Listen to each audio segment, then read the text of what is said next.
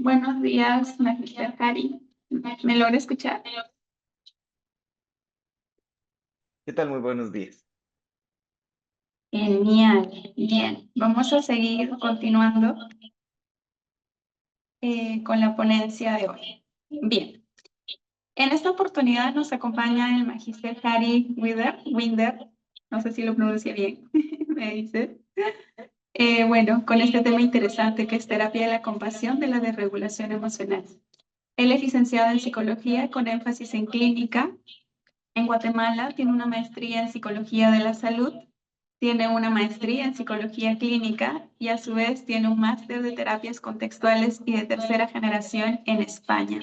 Es especialista en terapias contextuales y de tercera generación y tiene un posgrado en psicoterapia afirmativa LGTBQ en España también. Así que estamos muy gustosos de tenerte, Magister Hari, así que la sala es todo suyo.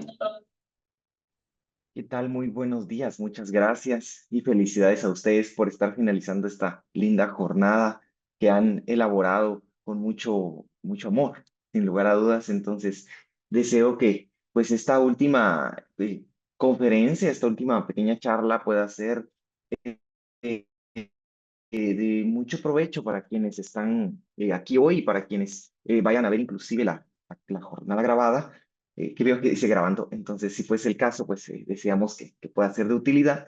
Y bueno, hoy justamente la idea que me trae por acá es la de poder conversar un poco sobre la terapia centrada en la compasión. Es una manera un poquito introductoria de relacionarla con lo que tenemos en cuestión de avances en la desregulación emocional, que creo que finalmente es un tema que ha tenido mucha tendencia, está siendo muy investigado, está muy a los ojos de todos los clínicos y de aquellos que también se dedican al estudio de comportamiento en las relaciones con otros, ya que la desregulación emocional pues afecta a todos nuestros contextos, ¿no? Dependiendo de la gravedad. Entonces, pues creo que la intención es que tengamos variedad de recursos, que podamos conocer cuáles podrían ser esos recursos y que nos puedan brindar una idea de por dónde partir según nuestros contextos.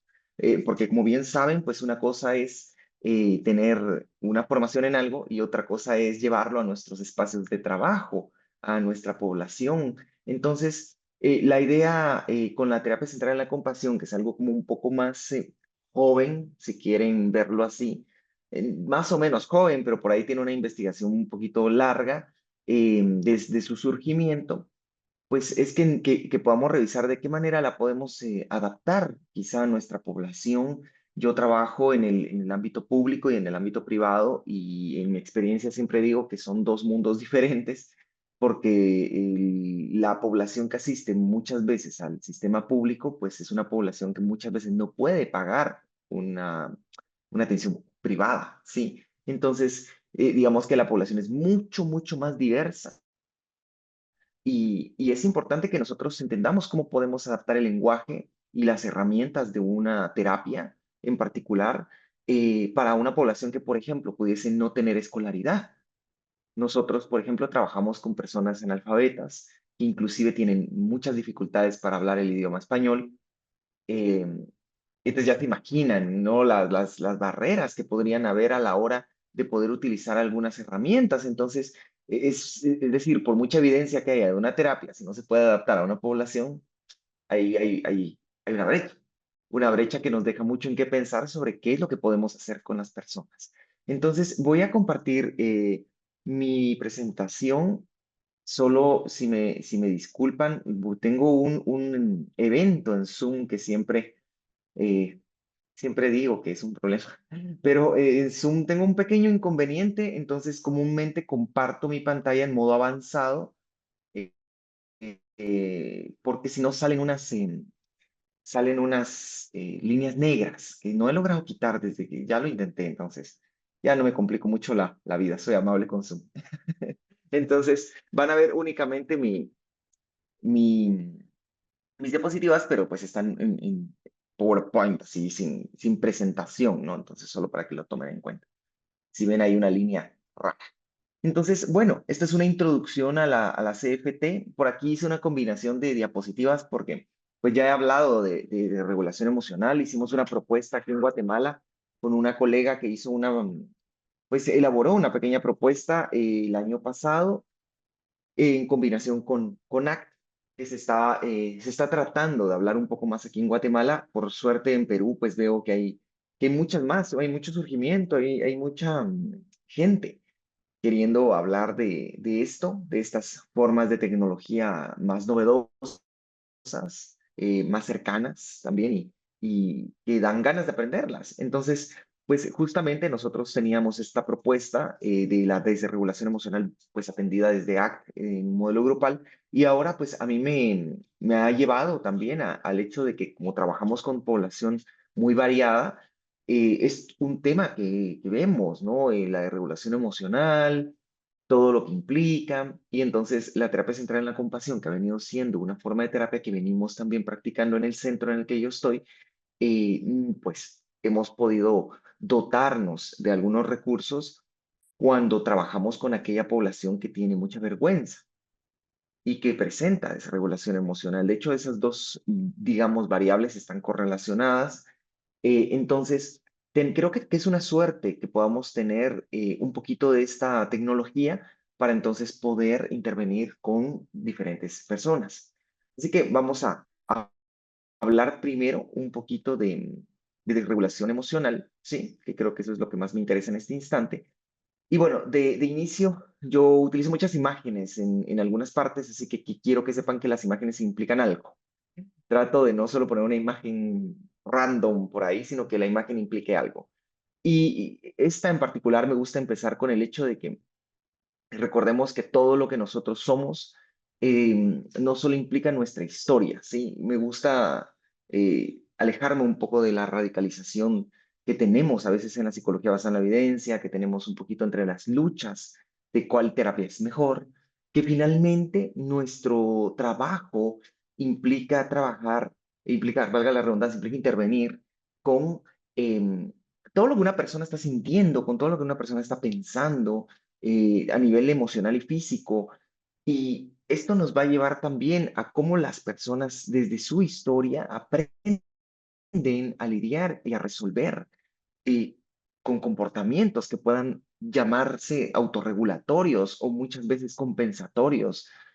Hay muchas conductas de seguridad cuando tenemos mucha ansiedad, hay aislamiento cuando estamos muy deprimidos, hay compulsiones cuando estamos con pensamientos intrusivos, con obsesiones que pueden deteriorar nuestra manera de interactuar con el mundo. Entonces, desde ahora quiero pensar en lo siguiente, y los invito a que lo vean así. La terapia centrada en la compasión, quiero decir de inicio que no es una terapia contextual. Creo que esto es muy valioso mencionar. No la consideran una terapia contextual y yo peleo mucho a veces con algunas personas que dicen, no, es contextual. Sí podemos verla contextualmente, sí, se puede. Es decir, en realidad la terapia centrada en la compasión está de la mano con el contextualismo funcional, lo podemos ver así. Eh, Tiene mucho sentido con la psicología evolutiva, es decir, sí encaja perfectamente, podríamos llamarla así, pero no surge desde ahí.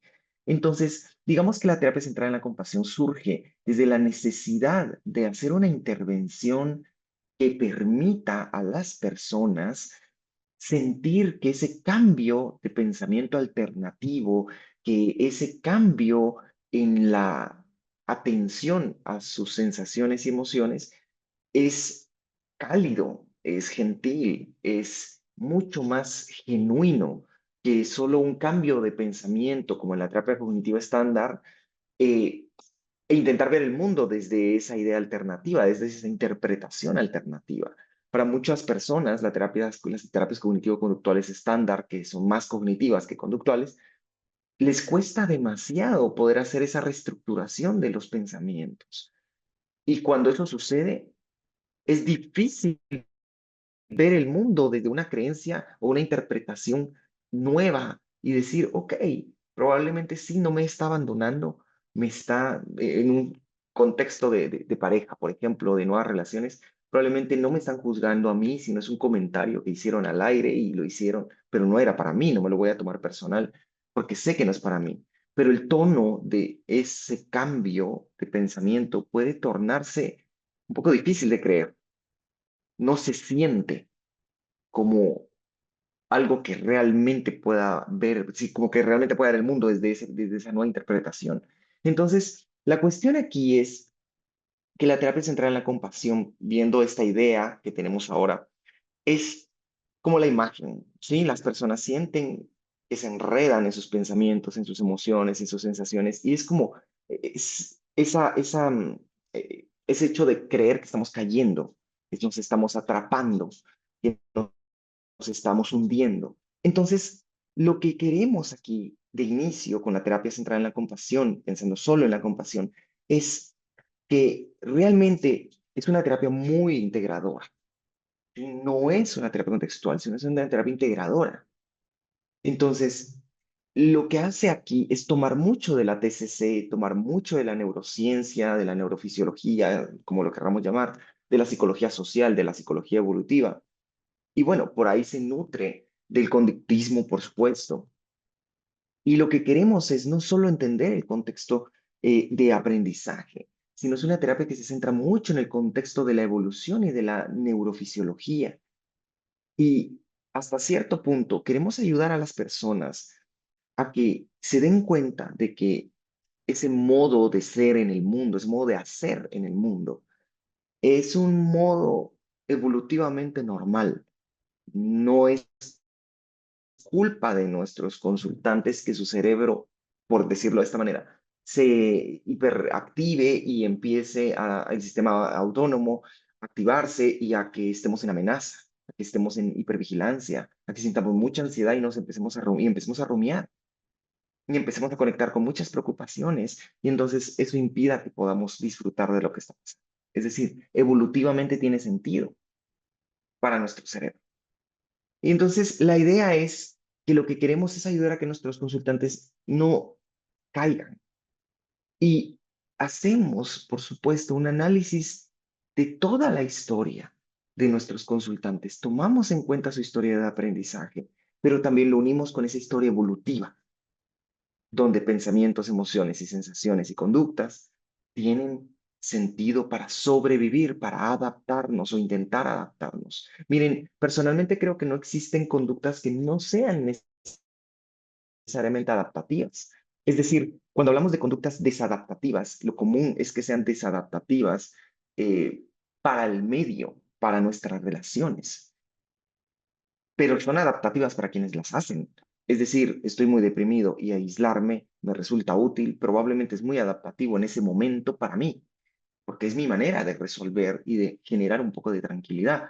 Por supuesto que cuando eso empieza a convertirse en algo continuo y crónico, se cronifica, eso afecta todo, afecta mis relaciones, mis propósitos, mis interacciones con mi familia, afecta mis interacciones luego conmigo mismo, porque entonces no estoy interactuando con otros. Entonces, en ese sentido, la compasión como tal es relacional,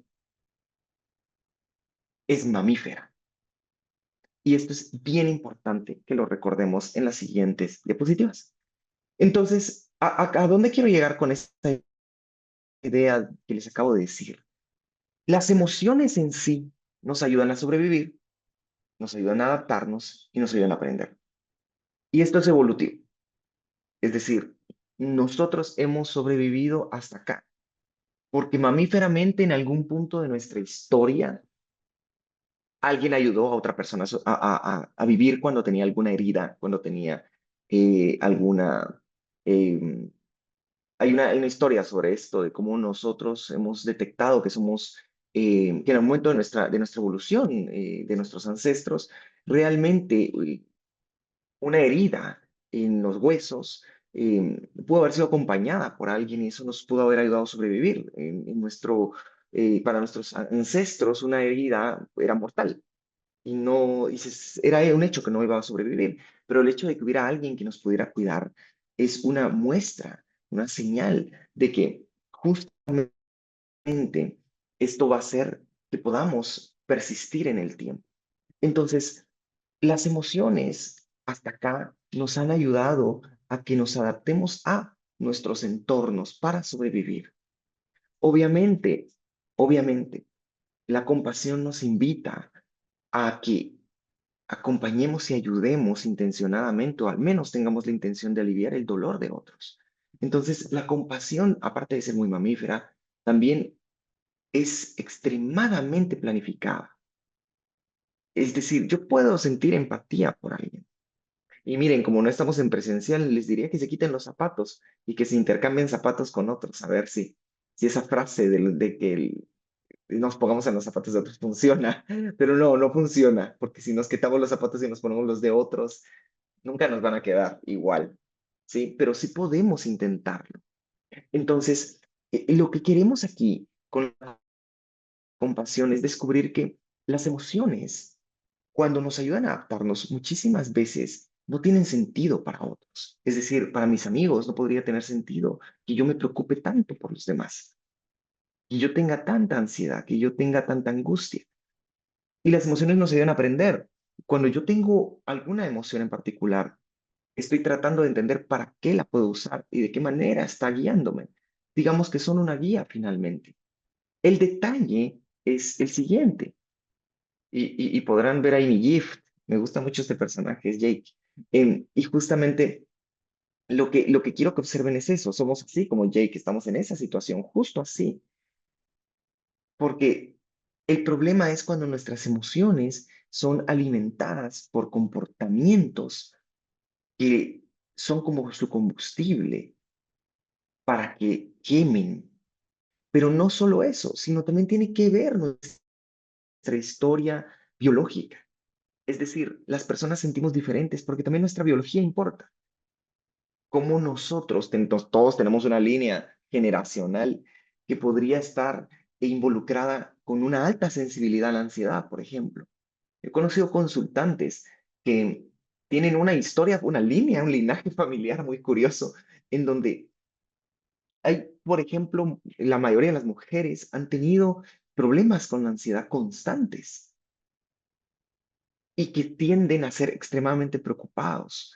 Y eso es un comportamiento, es decir, se aprende, se modela, ¿no? Pero también al mismo tiempo tienen muchas dificultades para regularlas y parecieran tener un umbral emocional mucho más corto. Y entonces eso hace que sientan cuando tienen una emoción intensa, que quema. Y esto es difícil, porque es aquí cuando vemos consultantes que tienen una ansiedad cronificada, por ejemplo, y que les hemos dado todas las herramientas, hemos trabajado exposición, ha mejorado, sí, pero no ha remitido completamente.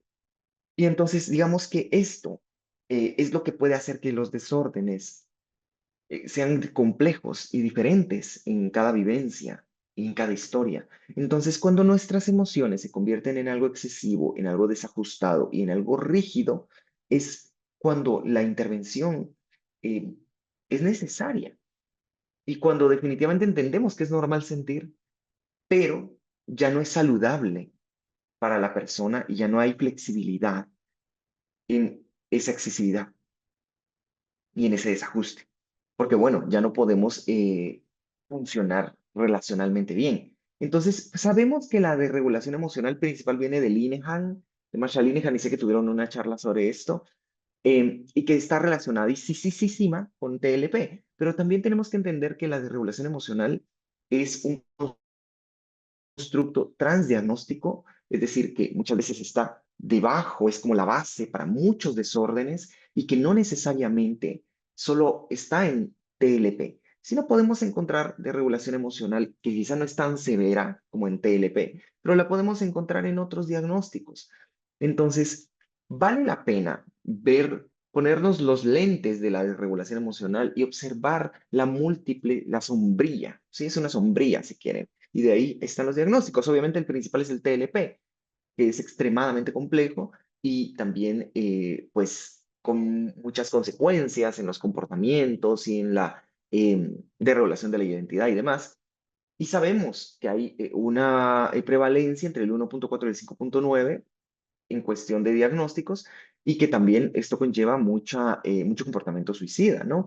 Pero también me gustaría invitarles a que pensemos en los altos niveles de ansiedad, en los altos niveles de depresión o índices más bien, que podemos notar ahora, especialmente después de la pandemia, y que si nosotros hacemos una intervención, evaluamos a nuestro consultante, podemos encontrar esta presentación clínica de regulación emocional, personas con alto tono emocional y con dificultades para ajustarlo, con dificultades para volver al tono basal de la emoción, con falta de habilidades para poder regularse, para poder tolerar el malestar, si queremos hablar en términos de DBT.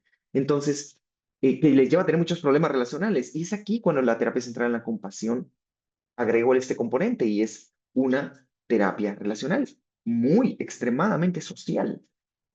Es decir, nuestros problemas tienen que ver con los demás. Y esto es bien importante, porque si nos paramos un ratito a pensar despacio, nos vamos a dar cuenta que muchos de estos desórdenes causan mucho sufrimiento, no solo para uno mismo, no solo en uno mismo individual, sino el mayor sufrimiento está en darnos cuenta de cómo se deteriora nuestro mundo en nuestras relaciones. Entonces, esto es bien importante. Por lo tanto, quisiera que pensáramos mucho en la regulación emocional como la hemos visto en general desde Linehan, y sabemos que la regulación emocional, digamos, viéndola más despacito, más como por sus, digamos, desarmada, pensaríamos en que está con la regulación de la identidad, ¿sí? Esas creencias sobre nosotros que pueden variar y que pueden ser extremadamente dicotómicas y que también al mismo tiempo pueden ser extremadamente negativas, ¿sí?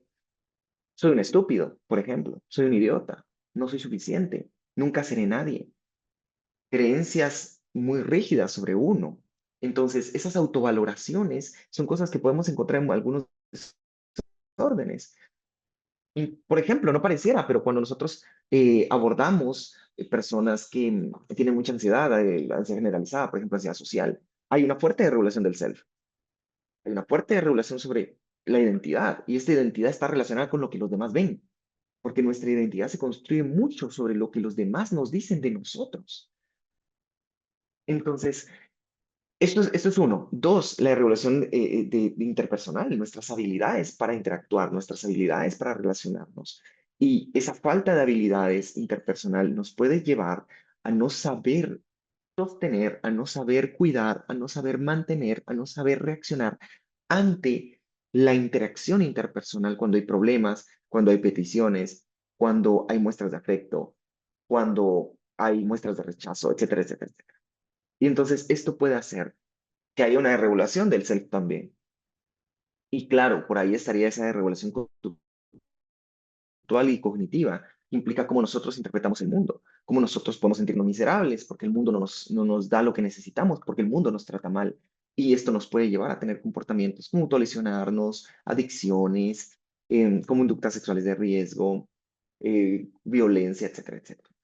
Entonces, pensándolo despacio, digamos que la regulación emocional sería el centro, pero está extremadamente relacionado con el resto. Pero quiero que observen algo. Si lo vemos en este circuito, todo es relacionado, ¿sí? Entonces, esto es central para la terapia central, para la terapia focalizada en la compasión, porque la desregulación emocional entonces implica lo siguiente: una vulnerabilidad biológica, ¿sí? Una es vulnerabilidad incontrolable para nosotros que es vista desde el cerebro, ¿sí? Para nosotros en CFT entendemos esta vulnerabilidad como, bueno, eh, estos cerebros, estos estados cerebrales que están configurados por nuestra evolución y también por nuestra biología, por nuestra herencia, por ese desarrollo de ese linaje. Y la modulación emocional, que tiene que ver con la capacidad también para poder manejar, gestionar lo que estamos sintiendo. Entonces, las tres características que podríamos ver en la desregulación emocional son la alta sensibilidad, ¿sí? A los estímulos, es decir, cosas que puedan disparar una emoción intensamente, la alta reactividad que implicaría una respuesta impulsiva muchas veces a esos estímulos, y luego ese retorno lento otra vez a la base, al tono basal emocional. Es decir, que las emociones suben, se quedan y es difícil para la persona que retorne nuevamente. Sí. Entonces, esto genera mucha desregulación porque las personas intentan con muchas estrategias poder regularse y muchas de esas estrategias, pensándolo un poco extremo en desregulación emocional, eh, nos llevan a las autolesiones, por ejemplo, los intentos de suicidio. Entonces, lo que nosotros queremos, ahora sí entrando un poco a la terapia centrada en la compasión, para que vayamos hablando de ello, es entender lo primero, la evolución. ¿Sí? Como les decía al inicio un poquito que les introducía, nuestro cerebro ha evolucionado para adaptarse a nuestras relaciones en comunidad. Nuestros sistemas en general están hechos para interactuar con otros y esto se ha perpetuado todavía más porque hemos sobrevivido gracias a los otros. Les voy a dar un ejemplo de supervivencia global. La pandemia.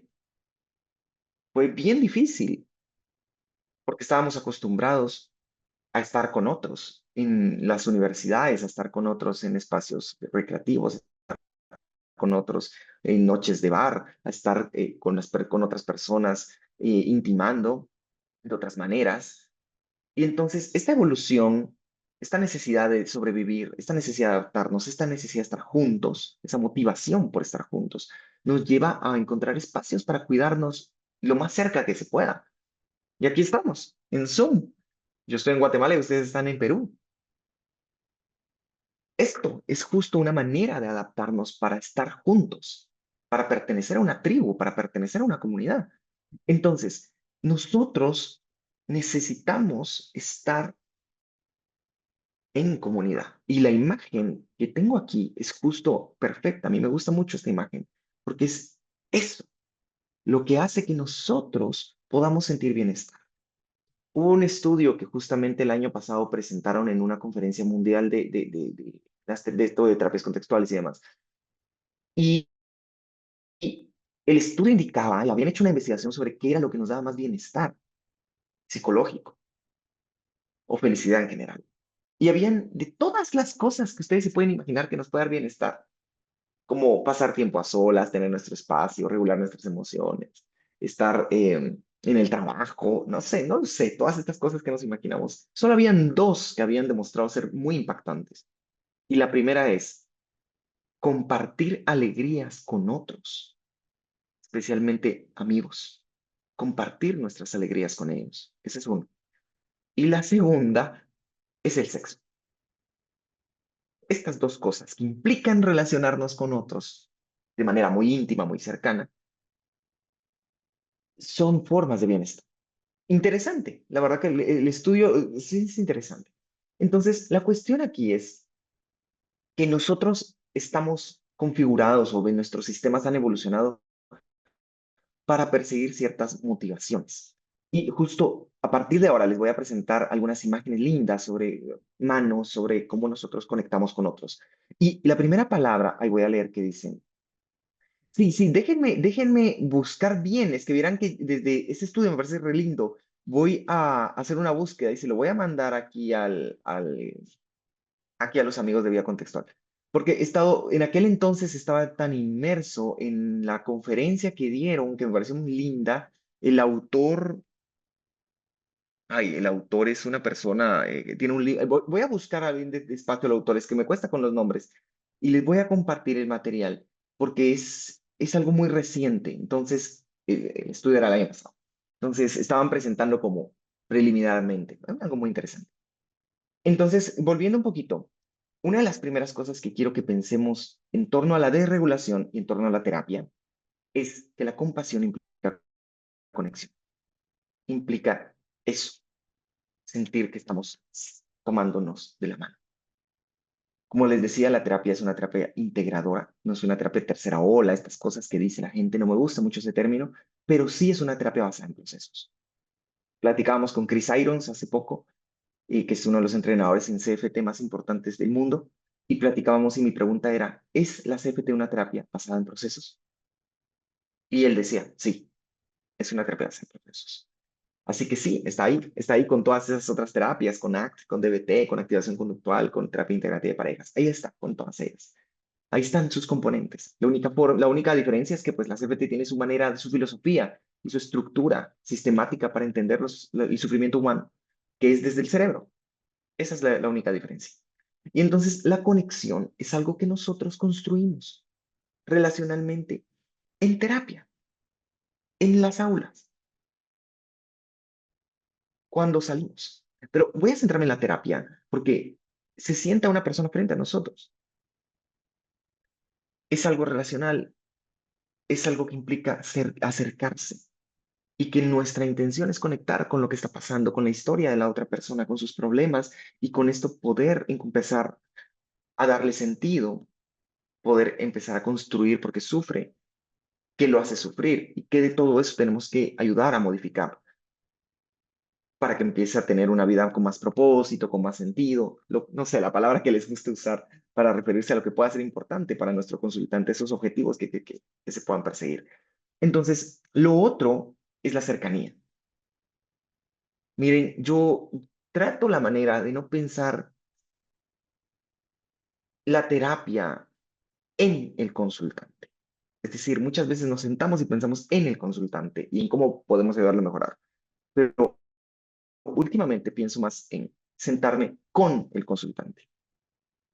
Y esta diferencia es tratar de ver qué percibe el consultante. Yo puedo percibir que necesita dejar de cortarse, ¿sí? O sea, es obvio, es un objetivo importante, porque no queremos que se suicide. Pero si yo pienso con el consultante, entonces es ese análisis funcional que nosotros hacemos de la historia, de decir, claro, se quiere matar. Si pienso desde su asiento, si me siento a la par con él y veo el mundo desde él, porque siente que nadie lo quiere, siente que no es importante, ha sido difícil, ha tenido una vida invalidante, una vida con mucho trauma, mucha violencia, con mucho abuso, así que es difícil hacer un cambio de un momento a otro y querrá matarse muchas veces. Así que la terapia centrada en la compasión invita justo a esto, a que no veamos al consultante como pensar en el consultante, sino con el consultante. Y esto hace que también la terapia centrada en la compasión invite a que la formulación de casos sea compartida. Es decir, hay una forma de ordenar estos miedos y esta vergüenza, esta autocrítica, este dolor emocional de nuestros consultantes en un pequeño mapa específico de la terapia y se lo compartimos. Y le explicamos qué es lo que implica esto. La terapia centrada en la compasión maneja 3 niveles de psicoeducación. Un nivel 1, que suele ser eh, un nivel lo más sencillo de explicar. Y un nivel 3, que es tratar de que la psicoeducación tenga que ver con las experiencias de nuestro consultante. Tratar de explicar desde la historia de nuestro consultante, con metáforas, con analogías de la vida de nuestro consultante, para que sea más fácil para esta persona entender por qué sufre. Esta terapia suele ser muy psicoeducativa al inicio, porque necesitamos que las personas entiendan cómo funciona el cerebro, cómo ha evolucionado y por qué se activa como se activa y por qué sus sistemas están como están. Entonces, es como bien valioso que nosotros podamos, claro, claro. Sí, la educación es clave, justamente.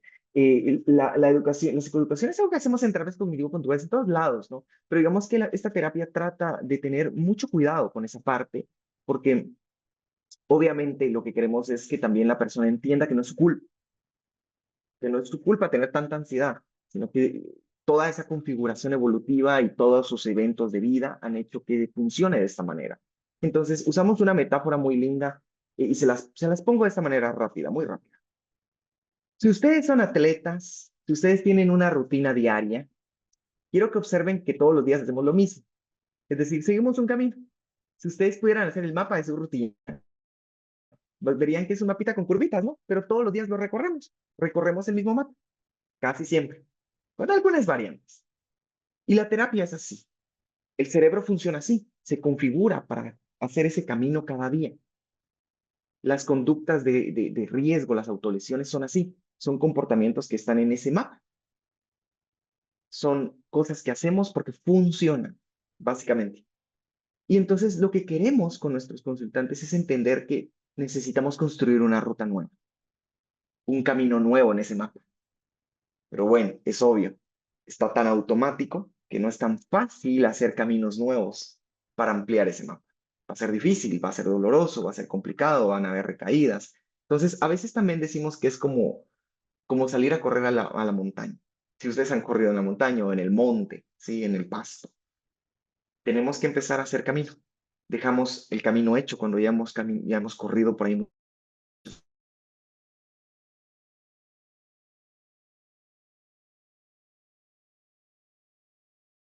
muchas veces.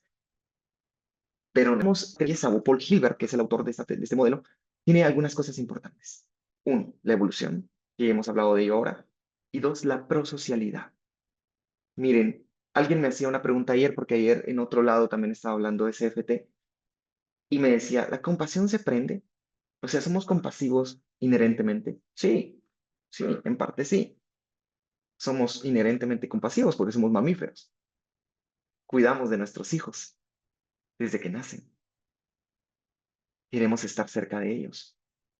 Necesitan de mamá cuando nacen. Estar cerca de ella desde el inicio, el apego inicial, le llaman los médicos. Es decir, sí, pero también podemos aprender a ser crueles. Y esto es muy duro, en realidad, porque sí, podemos aprender a ser crueles. Voy leyéndoles igual.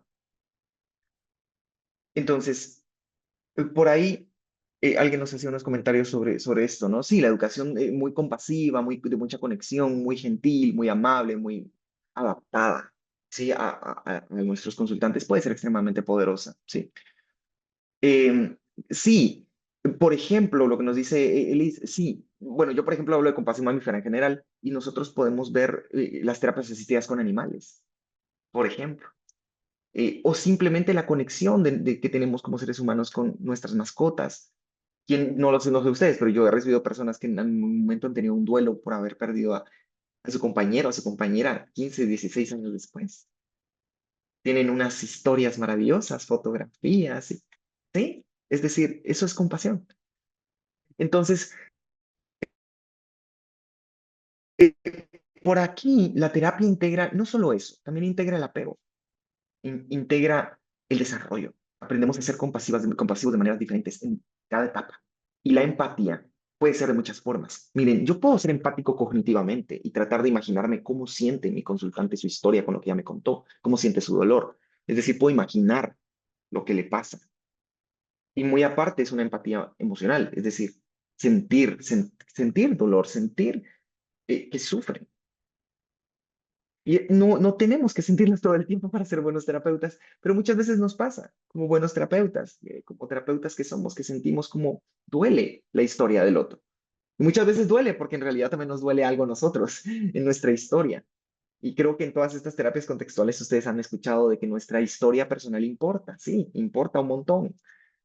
Es decir, miren, a mí cuando me dicen esto de tú tenés que ir a tu trabajo sin esos problemas, ay no, que me dejen de estar mintiendo, eso no se puede, uno no puede separarse a pedazos y dejar un problema en la casa porque uno tiene, no se puede, eso es evitación, y evitación de la terrible, porque luego nos va a pasar factura.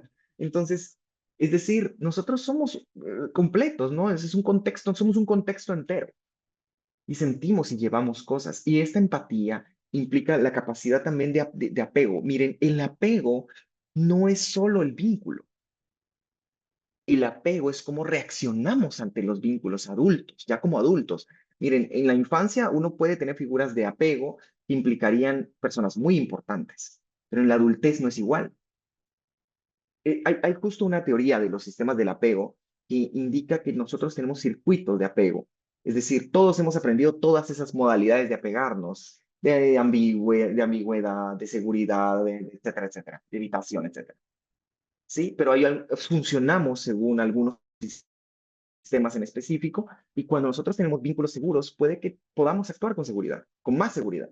Pero cuando nosotros tenemos vínculos ambiguos, puede que nuestro sistema se active desde ahí según nuestra historia, obviamente. Entonces, es un sistema que se activa cuando empezamos a construir algunos vínculos importantes, ya como adultos, a manejarlos, a que duren, a que se sostengan. Entonces, el apego también es importante. ¿Por qué? Porque si soy honesto con ustedes, el apego es algo que está presente cuando tenemos consultantes enfrente. Y miren, la mayoría de nuestros consultantes no tienen una historia de apego muy amable, tienen historias de apego difíciles. Así que en la terapia, el contexto de la terapia básicamente es construir un apego que sea muy seguro, muy cuidador. Ojo, cuidar, la compasión no es ser blandos, ¿sí? O sea, hay una compasión que es cuidadora, pero también Christine Neff dice, hay una compasión fiera. Una compasión fiera es una compasión que protege, pero también una compasión que es honesta, una compasión que se arma, que se fortalece para la lucha muchas veces. Entonces, por ejemplo, yo puedo ser compasivo y entender el mundo y ser muy amable con los demás, pero si lastiman a alguien que amo, una compasión fiera es defender a esa persona. Entonces, esto es bien importante porque la gente a veces cuando empezamos estas terapias, esta terapia en particular, es como, sí, pero yo no quiero ser blando, yo no quiero ser débil, yo no quiero ser tan sensible, yo no quiero ser, no quiero perder mi motivación, que muchas veces es el perfeccionismo. Entonces, no, hay muchas formas de compasión y se los pongo así, se los voy a poner evolutivamente. Un oso que cuida a su cachorro, a protegerlo de cualquier humano que quiera cazarlo, con sus garras y con sus colmillos. Y va a hacer lo que tenga que hacer para protegerlo y que sobreviva, aunque eso implique que tenga que morir. Eso es compasión real. Doloroso, ¿no? Pero evolutivamente coherente. Y nosotros haremos lo mismo si tenemos que hacer que nuestra familia sobreviva aunque nosotros perdamos la vida. Eso es compasión real. Entonces, la CFT integra esto, y voy a avanzar un poco más rápido porque quiero terminar con esto correctamente. Y tenemos muchos desafíos humanos, y esto implica cierto grado de entendimiento en psicología social. Uno, la ignorancia de lo que sienten los demás, la ignorancia del mundo, la ignorancia de nuestras leyes, de nuestro entorno político, la ignorancia de cómo todo lo que puede estar alrededor y hemos construido en comunidad, en cuestión de cultura, en cuestión de tribus, puede dañar a otros. Y entonces esa ignorancia muchas veces lleva a ser insensibles con el dolor de los demás.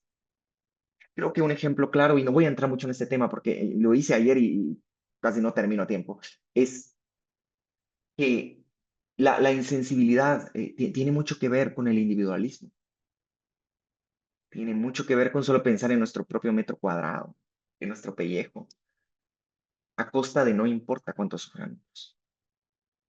Y el capitalismo es un ejemplo de eso, de esa insensibilidad muchas veces. Y esto nos lleva a la cultura de la inmediatez, de la intolerancia y la frustración. Estamos en una época donde podemos pedir McDonald's, podemos pedir todo rápido. Pero los vínculos no son todo rápido. Hasta los vínculos los queremos rápido. Queremos una cita en Tinder y queremos ya que pasen cosas y que haya amor y que ya logremos vivir juntos y cumplamos todos esos sueños que imaginamos. Pero no funciona así. Así que estamos viviendo en una época de mucha inmediatez, de mucha presión social por las redes, porque ya no funcionamos como hace 60 años, 70 años, donde la gente se mandaba cartas y salía a los parques para poder conocer a alguien. Ahora no, ahora tengo un clic, tengo apps, le doy seguir, me gusta, le doy reaccioncita ahí en el Instagram y le doy un jueguito. Bueno, ahora dice que ya está pasado de moda el Instagram, ahora ya no es Instagram, es TikTok. Y hay otra app también que también dicen que es muy, los chicos ahora dicen eso, que es muy famosa. Entonces, bueno, no sé, nos vamos adaptando para sobrevivir y para conectar. Y aquí quiero llegar a esto. Paul Hilbert siempre nos dice, en una capacitación que tuve con él, él decía, que tenemos que tener conciencia de esa ignorancia. Tenemos que tomar conciencia de lo que pasa en el mundo. Tenemos que revisar por qué somos tan insensibles, porque la insensibilidad lleva a la crueldad. Y la crueldad es lo opuesto a la compasión. La crueldad es el acto consciente de dañar, de herir. Y miren, cuando yo como psicólogo hago una terapia que no es basada en evidencia, por ejemplo, y que sé que puede lastimar a otro, eso es un acto de insensibilidad y de crueldad. Viéndolo un poquito desde la compasión. porque yo sé que puede haber iatrogenia en el proceso, por darles un ejemplo como más psicológico, más nuestro, ¿no? Entonces, tenemos que pensar en qué nos motiva a ser amables. Y aquí vienen algunas cosas importantes. Nuestro cerebro se adapta y tiene diferentes estados, así como nuestro cerebro puede entrar en obvio. Hay una cosa aquí. El cerebro por sí solo no sirve. Y lo voy a decir así muy públicamente. Es decir, un cerebro sin cuerpo no sirve y un cuerpo sin cerebro tampoco. Es decir, el cerebro se moldea según todo lo que nos vaya pasando a nuestro alrededor y nuestra biología heredada, ¿verdad? Y sí que a veces agradecemos a nuestros padres por nuestra gran biología y a veces no, ¿verdad? Y a todos esos abuelos y tatarabuelos. Y entonces, la cuestión aquí es que nuestro cerebro se va a adaptar y va a entrar en estados que nos llevan a recordar experiencias, a conectar con experiencias de nuestra historia, y eso va a hacer que tengamos o no habilidades cognitivas y conductuales para afrontar lo que está pasando, ¿sí?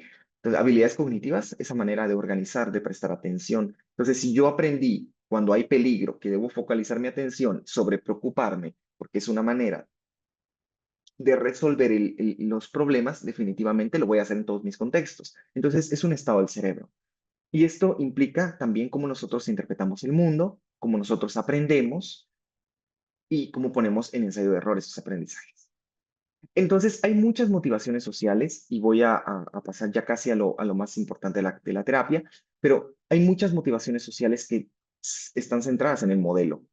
Y es que esto es inherente al ser humano. O sea, es decir, estas motivaciones sociales son inherentes por nuestra naturaleza prosocial o nuestra naturaleza más que todo social. Entonces, digamos que hay algunas motivaciones en específico que tienen que ver con dar cuidado y buscar ser cuidados, cooperar y competir. ¿Sí? Dar cuidado y buscar cuidado en nuestras relaciones con, por ejemplo, en la familia, en el amor, en los amigos, cooperar y competir en nuestros espacios laborales, pertenecer a grupos. Es por eso que cuando tenemos un trabajo y es de una empresa importante, una institución importante, nos sentimos parte de ellos, te sentimos que pertenecemos a algo grande. Y eso es una motivación para hacer las cosas. El estatus social también nos motiva porque pertenecemos a algo, nos da pertenencia, nos da acceso a recursos. Somos seres que evolucionan y necesitan recursos. Y la sexualidad para perpetuar nuestra existencia, para sentir placer, para pertenecer también a tribus, porque ustedes, si se dan cuenta, ahora hay tribus y pequeñas comunidades en todo. El ser humano ha construido diferentes cosas en todos lados. Entonces, es importante considerar que nuestro cerebro funciona así. Para la CFT y cuando le explicamos a nuestros consultantes esto en esta terapia, les explicamos que nuestro cerebro ha evolucionado y que tenemos dos cerebros, uno viejo y uno nuevo. El viejo, que básicamente está centrado en lo que sentimos, guardar comportamientos, en relacionar estos comportamientos, en nuestra memoria, en cómo nosotros hacemos todo tipo de relaciones y observamos el mundo. Y aparte, el nuevo, que tiene que ver ya con funciones más ejecutivas, que tiene que ver con organizar la información, con organizar las experiencias, con integrar estas experiencias. Y hay una doble vía. Aquí. Todo el tiempo se están comunicando, por decirlo así, uno con el otro. Y si yo siento ansiedad, se comunica el cerebro nuevo y entonces empieza a imaginar, empieza a planificar, empieza a rumiar sobre cómo debo resolver esa ansiedad, esa amenaza. Y este es una retroalimentación constante que mantiene la ansiedad hasta que se resuelva el problema desde nuestro cerebro. ¿Sí? Así funciona.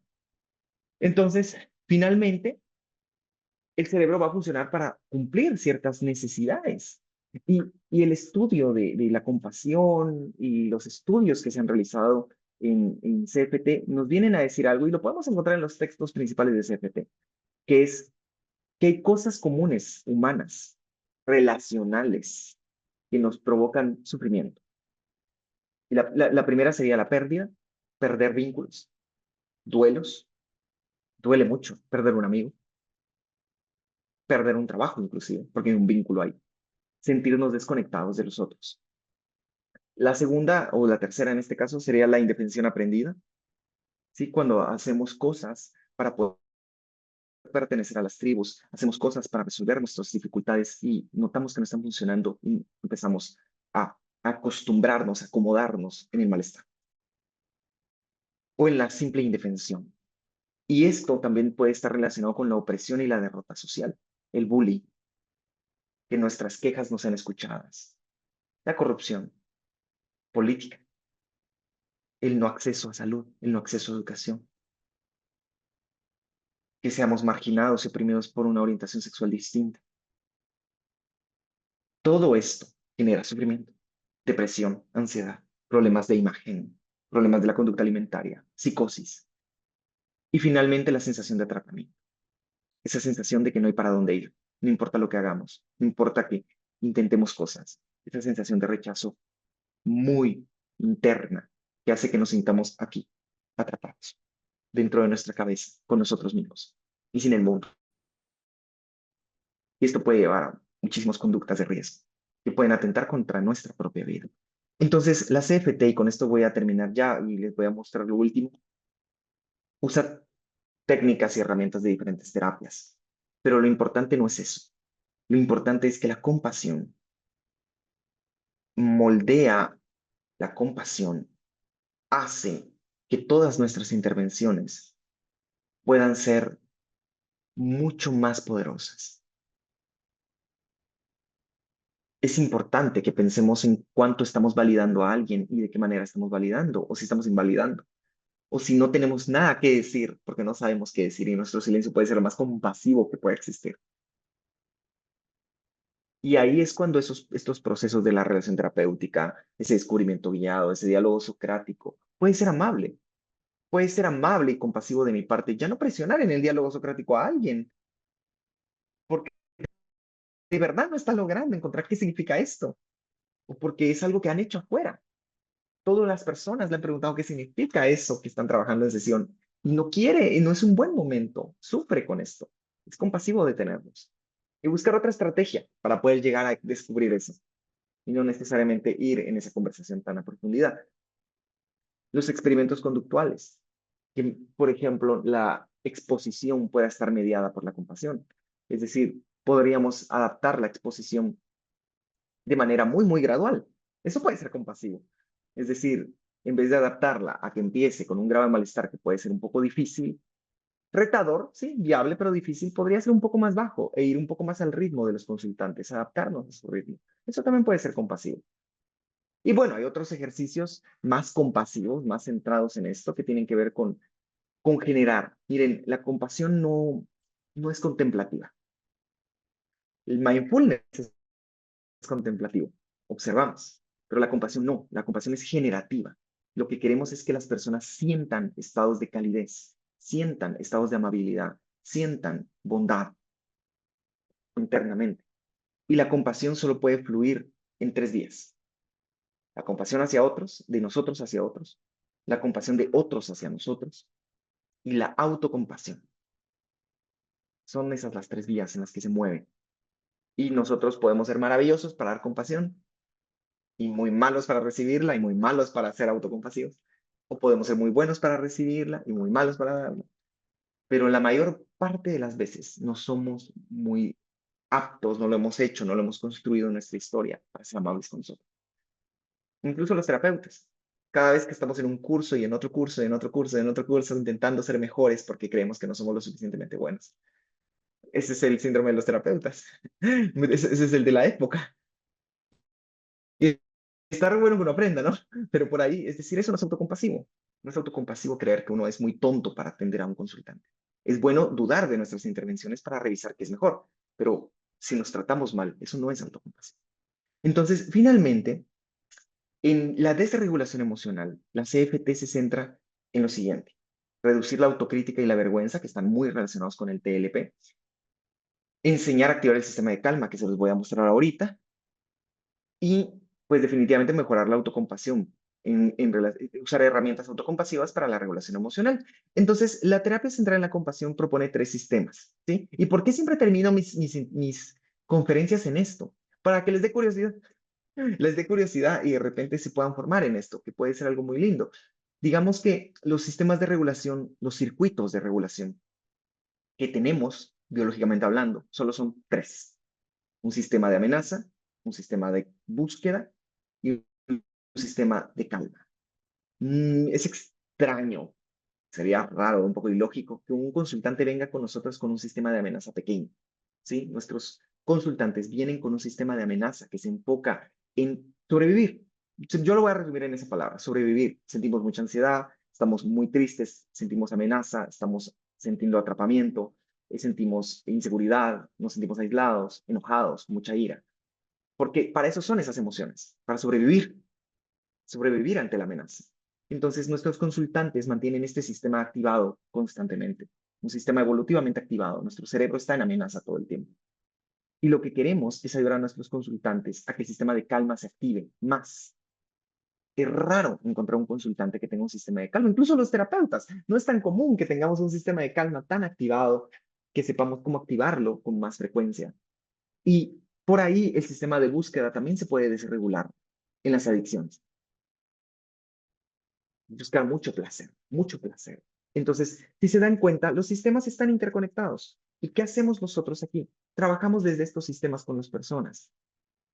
El sistema de amenaza puede ser el sistema de ansiedad. Y la ansiedad configura cómo pensamos, cómo imaginamos, cómo actuamos, dónde se coloca nuestra atención. Entonces, digamos que cada sistema regula todas nuestras funciones cognitivas, conductuales y afectivas. Así que sí, podemos hacer un círculo de amenaza y revisar qué piensa la persona, qué siente la persona, parte de la ansiedad, dónde la siente fisiológicamente, dónde está su atención, dónde está su imaginación, qué ve. Entonces, todo esto hace que nuestros consultantes entiendan que así funciona su cerebro, que así funciona ese encéfalo. Y que su trabajo, el trabajo, la responsabilidad del consultante es moldearlo, moldearlo de una manera mucho más amable, construyendo una versión compasiva de uno mismo.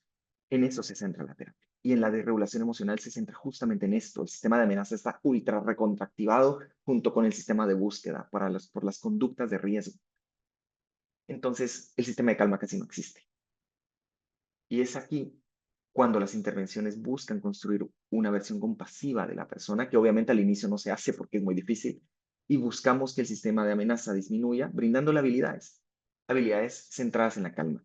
Si lo quieren ver desde DBT, si a ustedes les gusta DBT, las habilidades de regulación emocional, de tolerancia al malestar, están ahí en el sistema de la calma. Y se practican constantemente para que ese círculo crezca. La mente sabia es parte del sistema de calma.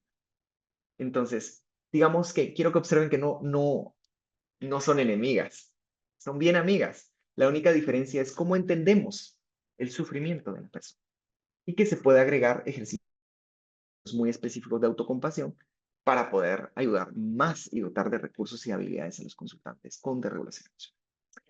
Entonces, alguien decía,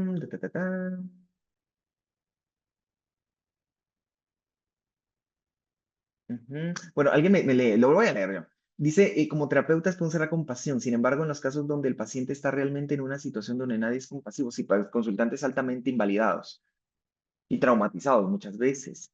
¿Y qué estrategias te recomiendas para ser autocompasivos? Aprender a dar Ok, bueno, miren, con los consultantes altamente desregulados, porque vienen de contextos invalidantes terribles, ¿sí? No hay nada mejor que un contexto validante, como la terapia, ¿sí? No hay, ojo, tampoco extremadamente validante, ¿sí?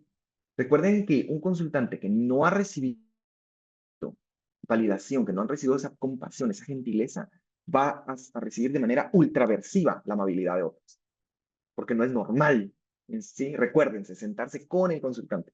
Así que está bien medir el grado de compasión que podemos sentir, las palabras que podemos dar para validar a alguien.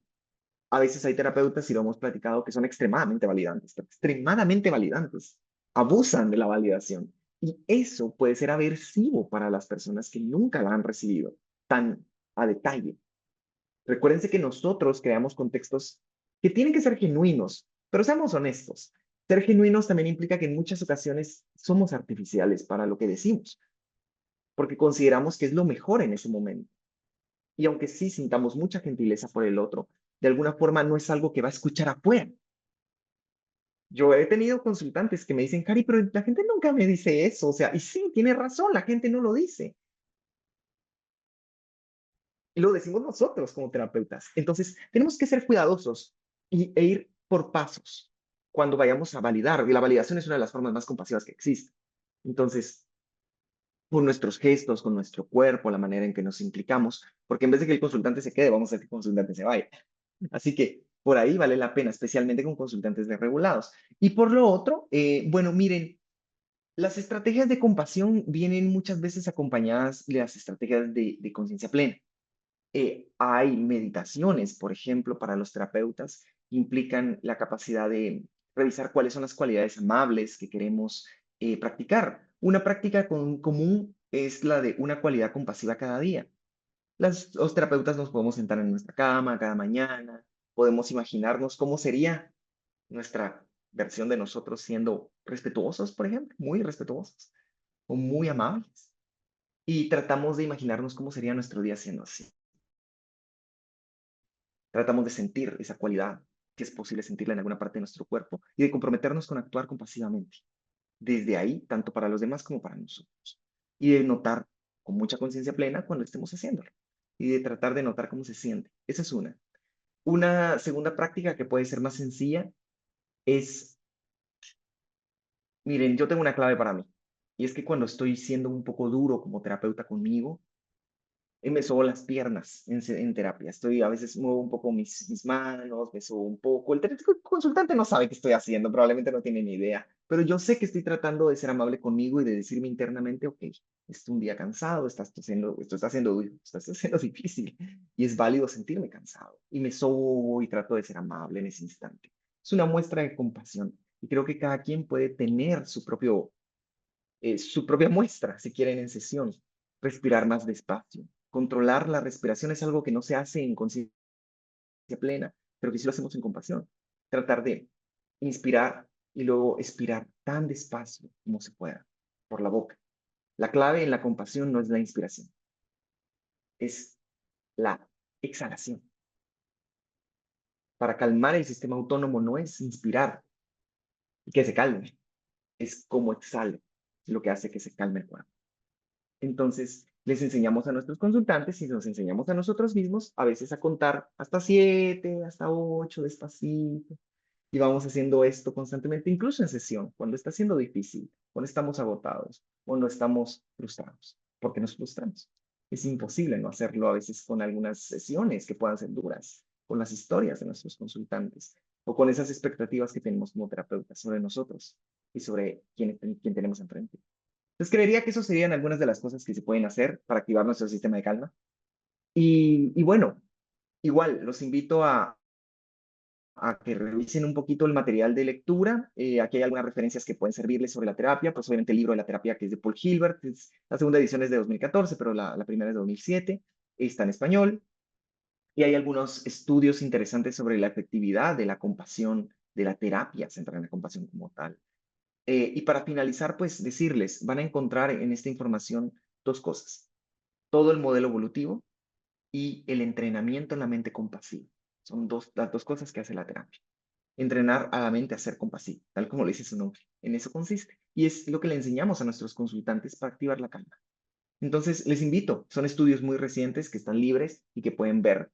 Creo que por aquí igual se me repite. No, no se me repite uno. Hay dos que son similares, pero hay uno que está para desregulación emocional y que ustedes pueden ir viendo. No hay uno específico en TLP, pero sí en la variable de regulación emocional. Entonces, creo que vale la pena revisar. Así que deseo que haya sido un espacio agradable en esta jornada y gracias por permitirme cerrar.